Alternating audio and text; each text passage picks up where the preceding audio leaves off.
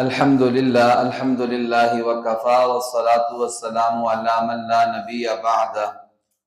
نبی بعدہ ولا رسول بعدہ ولا امت بعد امتہ ولا کتاب بعد کتابہ ولا نبوۃ بعد نبوتہ ولا رسالۃ بعد رسالتہ اما بعد بسم اللہ الرحمن الرحیم جاء في حديث انس رضي الله عنه قال كان رجل على عهد النبي صلى الله عليه وسلم يتجر من بلاد الشام الى المدينه ولا يصحب القوافل توكلا منه على الله تعالى فبينا هو جاء عن الشام عرض له لص على فرس فصاح بالتاجر قف فوقف التاجر وقال له شانك بمال فقال له اللص المال مالي وإنما أريد نفسك فقال له أنظرني حتى أصلي قال افعل ما بدا لك فصلى 4 ركعات ورفع رأسه إلى السماء يقول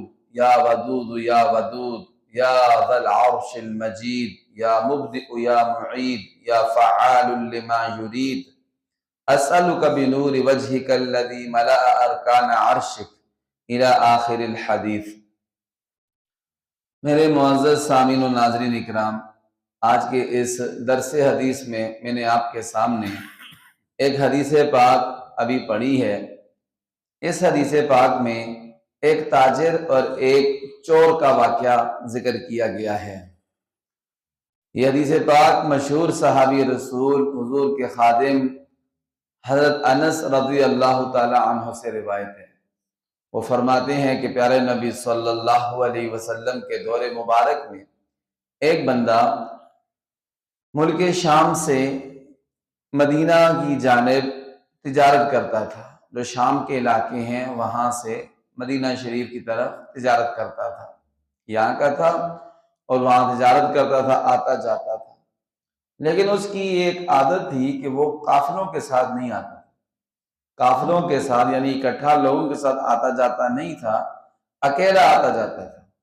اللہ کی ذات پر اس کا اتنا بھرپور توکل تھا کہ وہ کہتا کہ مجھے کسی بندے کی ساتھ ضرورت نہیں ہے، میں اکیلا ہی سفر کروں گا۔ وہ اکیلا سفر کرتا تھا۔ ایک دفعہ وہ شام سے آ رہا تھا اپنا مال تجارت لے کر، تو راستے میں ایک گھوڑے پر سوار شاہ سوار چور اس کو ملا۔ فصاح بالتاجر، اس چور نے چیخ مار کے اونچی آواز سے تاجر کو کہا قف، ٹھہر جا، کدھر جا رہا ہے، ٹھہر جا۔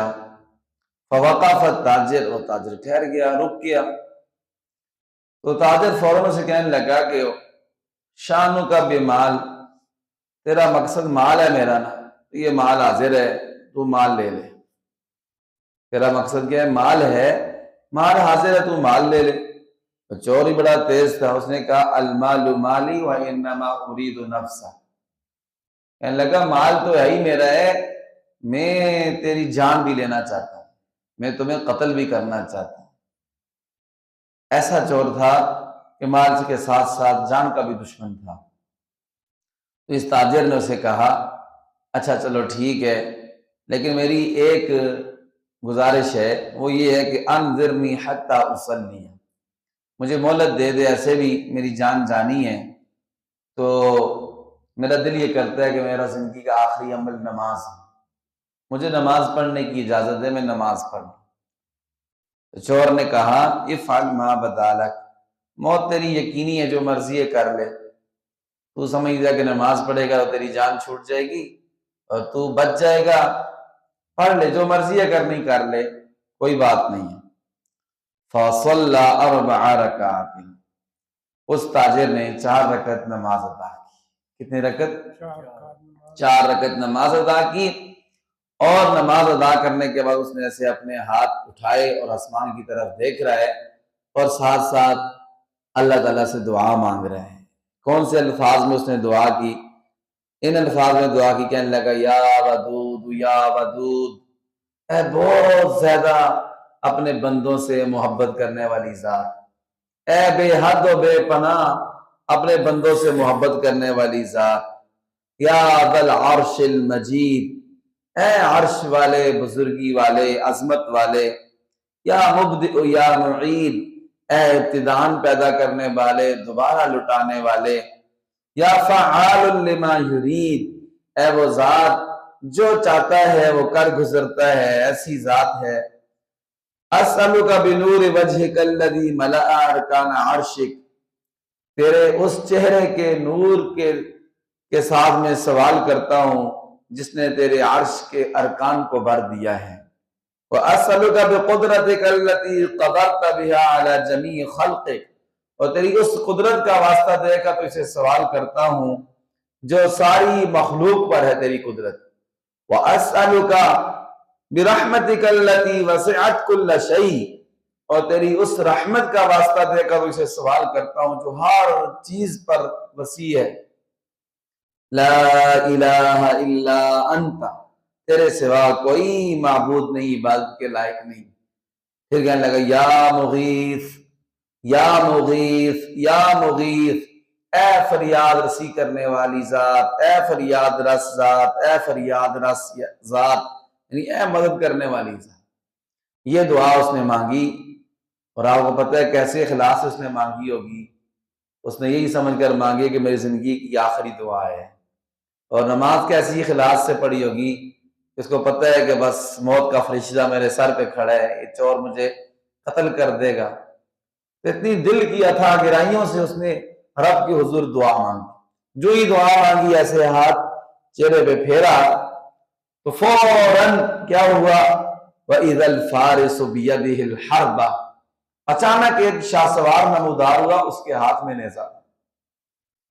جب اس ڈاکو نے، چور نے، لٹیرے نے دیکھا کہ ایک بھی بندہ آ گیا، گھوڑے پہ بیٹھے تھے، اس کے ہاتھ میں اس کی نیزہ بھی ہے، تو یہ تاجر کو چھوڑ کے فوراً اس کی طرف گیا۔ تاجر تو خالی ہاتھ تھا، اس نے کہا تاجر کا تو کوئی نہیں، اس کا میں علاج کر لوں، پہلے اس آنے والے بندے کو جو ہے نا اس کا کام تمام ہو۔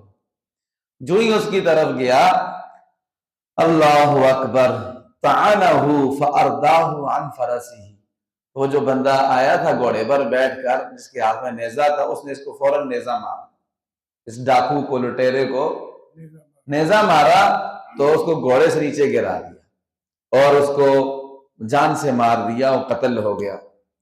وقال للتاجر اعلم، پھر وہ شاہ سوار جو مدد کے لیے آیا تھا تاجر کو کہتے ہیں اے تاجر اعلم، جان لے، انی ملک من السماء الثالثہ، میں تیسرے آسمان کا فرشتہ ہوں۔ کون سے آسمان کا؟ 7 آسمان ہے، اوپر نیچے 7 آسمان ہے۔ کہنے لگا کہ میں تیسرے آسمان کا فرشتہ ہوں۔ لما دعوت الاولی سمعنا لابواب السماء قعقعا، جب تم نے پہلی دفعہ دعا مانگی تھی نا، تم نے کہا یا مغیث، پہلی دفعہ دعا مانگی تو کیا ہوا؟ اللہ اکبر، کہنے لگا کہ آسمان کے جو دروازے ہیں ہم نے ان کے لیے ایک جھنکار سنی، وہ کھڑکھڑانے لگے، بجنے لگے، آسمان کے دروازے، آسمان کے دروازے بجنے لگے۔ فقلنا امر حدث، ہم سمجھ گئے کوئی خاص کام پیش آ گیا۔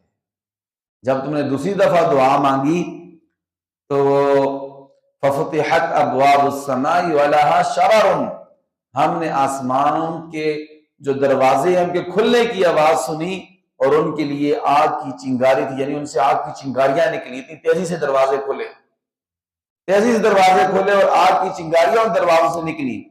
اور جب تم نے تیسری دفعہ دعا مانگی تو جبرائیل علیہ السلام ان پر سے اترے اور انہوں نے اعلان کیا کہ من ھذا المکروب، یہ مصیبت زدہ، یہ دکھی شخص، یہ کون ہے جو اللہ تعالیٰ کو بار بار پکار رہا ہے؟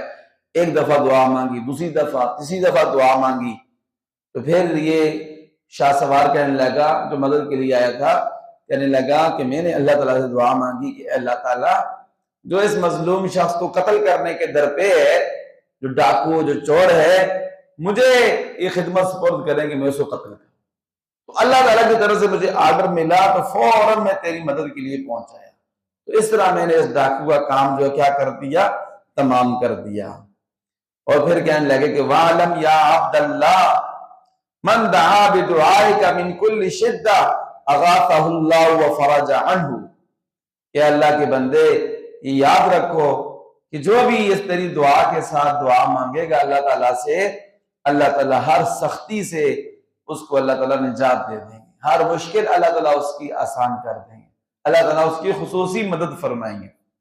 تو پھر یہ تاجر کہتے ہیں کہ میں پیارے نبی حضرت محمد مصطفیٰ صلی اللہ علیہ وآلہ وسلم کی محفل میں آیا اور آپ صلی اللہ علیہ وسلم کو یہ سارا قصہ سنایا، تو اللہ کے پاک نبی صلی اللہ علیہ وسلم نے ارشاد فرمایا لقنک اللہ اسماءہ الحسنى، جو تیری زبان پر الفاظ جاری ہوئے تھے نا کہ یا ودود یا ودود، یا ذا العرش المجید، یا مبدئ یا معید، یا فعال لما یرید، اور آگے جو دعا کے الفاظ ہیں حضور نے فرمایا یہ اللہ تعالیٰ نے تیرے دل میں ڈالے۔ کس نے ڈالے؟